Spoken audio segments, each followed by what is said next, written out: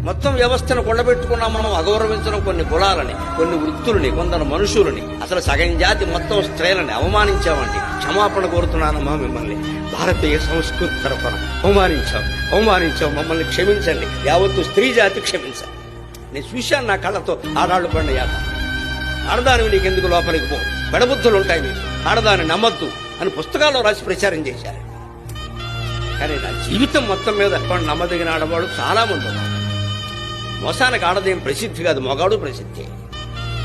ఏడిపించుకు తిన్నారే, జుట్టెట్టు కొట్టారే, ఆడపిల్లల కంటే చంపేసినంత పనిచేశారే. అది నా జాతి చేసిందమ్మా, నా పండితులే చేశారు, నా గ్రంథాలే చేశాయి. నేను క్షమాపణ కోరుతున్నా, శపించకండి అమ్మా.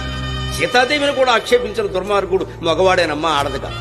ఇన్ని అన్యాయాలు నిమ్మన వర్గాల వారికి, బలహీన కులాల వారికి, స్త్రీలకి చేసేసి ఈవేళ మా మతంలో ఉండండి కాళ్ళెట్టుకుంటే ఎవడుంటాడండి?